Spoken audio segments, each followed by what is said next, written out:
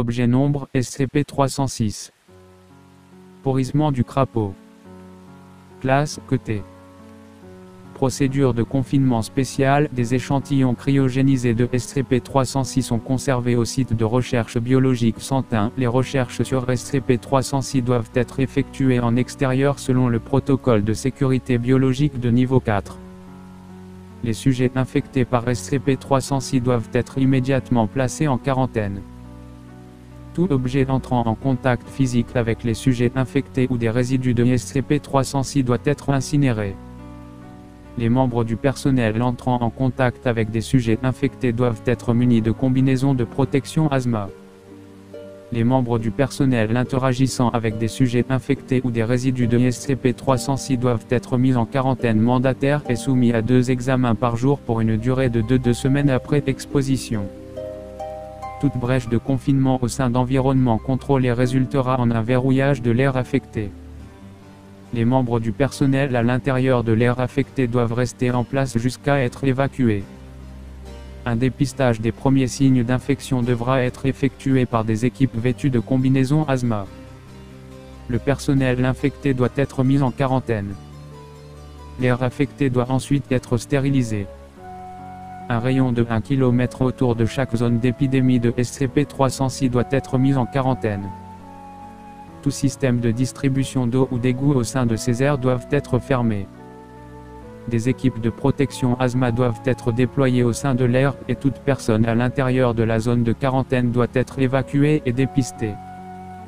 Les personnes non infectées doivent être relâchées et les non-employés de la Fondation doivent se voir administrer des amnésiques de classe B.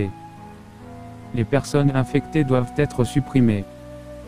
Après une évacuation complète, les espaces clos doivent être stérilisés avec de l'oxyde d'éthylène. Dans les espaces ouverts, une incinération contrôlée suivie d'une inspection des sols doit être effectuée. Les zones humides abritant SCP-306 doivent être interdites d'accès, comblées et scellées avec du béton. Empêcher SCP-306 d'infecter tout large corps d'eau est une priorité de classe alpha. Description: SCP-306 est un champignon apparenté au genre Trichophyton. SCP-306 peut infecter les humains par inhalation de spores ou par contact cutané. Les symptômes initiaux de l'infection incluent toux, éternuement et lésions cutanées.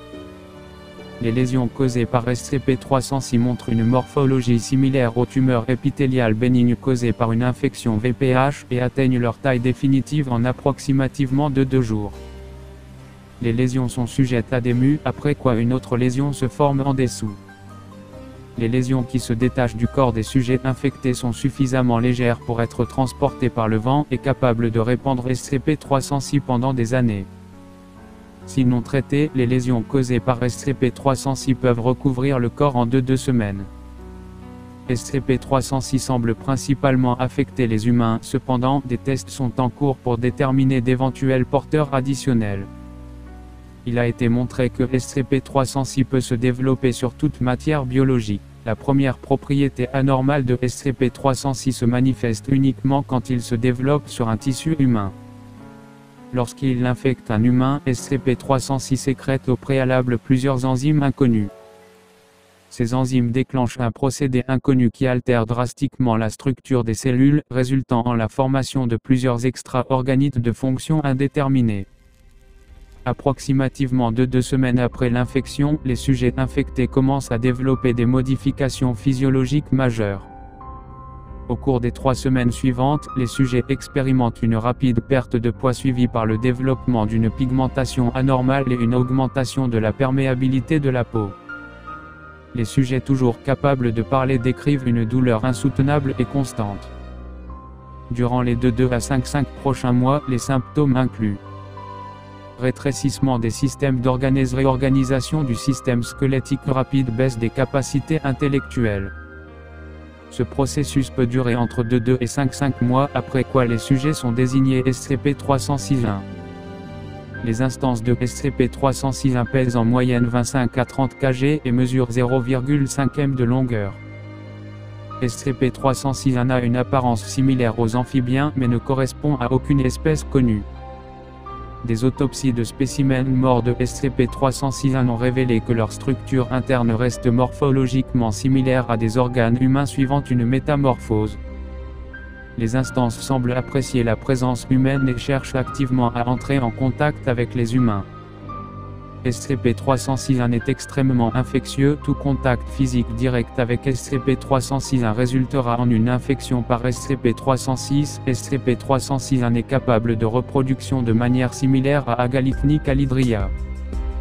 SCP-306 fut découvert à Censuré, Louisiane, dans une zone marécageuse, lorsque des locaux rapportèrent avoir vu une colonie d'amphibiens inconnus et lorsque des disparitions inexplicables eurent lieu.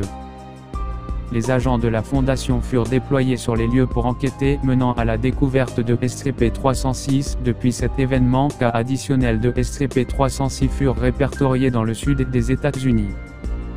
SCP-306 est traitable avec des fongicides au polyène et au triazole dans les premières phases, résistant à presque tous les traitements, à l'exception de la chaleur. Voir Addenda. Addendum. Des tests sur SCP-306 ont montré que le champignon est capable de se développer sur presque toute la matière biologique, incluant la plupart des vertébrés. Cependant, seuls les humains peuvent développer les effets délétères de l'infection. En raison de la possibilité d'une épidémie majeure, le DR est requis pour le financement des recherches sur SCP-306. Addendum 2, note du directeur du site, 198. Sur la base des recherches du DR sur SCP-306, nous pouvons à présent considérer comme extrêmement probable que de grands groupes de SCP-306 existent dans la nature. En raison à la fois du danger physique et du danger que le secret soit dévoilé, tous les sites doivent surveiller d'éventuels groupes de SCP-306 sauvages. Tous les vecteurs confirmés doivent être traités par les forces régionales. Addendum 3, à partir du 198, le site a rapporté une baisse de l'efficacité des sprays fongicides utilisés pour combattre SCP-306. O5-6 a autorisé des tests supplémentaires afin de déterminer la cause de ce changement. Addendum 4, incident IL-306-3. Le 198, les 12 instances confinées de SCP-306 ont échappé à leur confinement primaire durant le nourrissage habituel. Le chercheur Thompson a été mortellement blessé par une balle perdue. Ce qui suit est une retranscription d'une interview conduite par le chercheur Philly immédiatement. Interviewé, chercheur Philly. Intervieweur, agent Lénard. Début de l'enregistrement. Lénard, merci d'être ici et de partager votre point de vue. Philly, je vous en prie. Lénard, d'accord, premièrement, dites-nous s'il vous plaît ce que vous faisiez quand la brèche a eu lieu. Philly, eh bien, je conduisais le repas pour les spécimens de 306-1. Comment ils s'appellent, eux? Thompson préparait la nourriture et j'allais la distribuer. Je comptais les spécimens, ils étaient 11, mais c'était faux puisqu'il devait y en avoir 12. Donc j'ai demandé à Thompson de regarder les registres et voir si l'un d'entre eux avait été déplacé dans un autre site. Soudain, il y a eu un éclair de mouvement et puis je me suis fait clouer au sol par quelques spécimens. Je ne me souviens pas de ce qui s'est passé après ça. Quand je me suis réveillé, ils étaient partis et la sécurité était déjà là. Thompson était étendu sur le sol et avait la bouche ensemble. Les gardes m'ont escorté dehors. Lénard, donc vous avez été attaqué par les spécimens. Philly, en gros, oui. Lénard, j'ai cru comprendre que ces créatures sont normalement assez dociles. Qu'est-ce qui a causé ce comportement agressif? Philly, eh bien nous étions en train de réaliser de nouveaux tests sur les spécimens. Lénard, quelle sorte de tests? Philly, des tests d'intelligence. Les mettre dans des labyrinthes, les entraîner, des trucs comme ça. Lénard, et qu'est-ce que ça a à voir avec la brèche? Philly, ces trucs effectuaient rapidement des puzzles, mémorisaient les commandes presque instantanément. On a regardé les données et ces trucs sont aussi intelligents que des primates. Et même plus, on a essayé de leur apprendre à lire, à écrire, et ils l'ont appris en un clin d'œil. Lénard, j'ai des documents qui disent que ces créatures ne sont pas plus intelligentes qu'une rainette normale. Philly, c'est ce que nous pensions au début. Mais ce test a montré que nous avions faux sur toute la ligne. Ils nous écrivaient des notes cohérentes, nous donnaient leur nom. On leur a fait passer un test de qui ils ont obtenu 127, ces choses sont des humains coincés dans le corps de grenouille. Lénard, donc qu'est-ce qui a amené à leur comportement agressif? Philly, l'un d'entre eux nous a demandé d'apporter des trucs à lire, donc Thomson leur a apporté des livres pour enfants avec des contes de fées à l'intérieur. Il semble que ça leur a plu, mais après ça, ils se sont mis en colère contre nous. Ils étaient déprimés. Ils ont écrit des mots pour nous dire que nous n'avions pas le droit de les garder ici, qu'ils avaient besoin d'être à l'extérieur, dans le monde, ils avaient besoin d'être libres. Lénard, qu'est-ce qu'ils attendaient exactement de pouvoir faire s'ils étaient capables de s'échapper? Philly, je ne sais pas. Lénard, bien, je crois que nous en avons terminé. Philly, attendez, avant de partir, pouvez-vous me dire ce qui est arrivé à Thomson? Lénard, mort au combat. Balle perdue dans la poitrine. Philly, dommage. Il allait leur apporter une autre histoire. Fin de l'enregistrement. Conclusion, en raison des informations révélées par l'incident, j'ordonne que toutes les instances confinées de SCP-306 soient immédiatement supprimées. Elles représentent maintenant un obstacle majeur au confinement d'un objet déjà dangereux. Au 5.3. Addendum 5, le DR a trouvé que la plupart des échantillons de SCP-306 montrent une grande résistance aux fongicides. Reclassification en QT en attente reclassifié en QT, le 1900.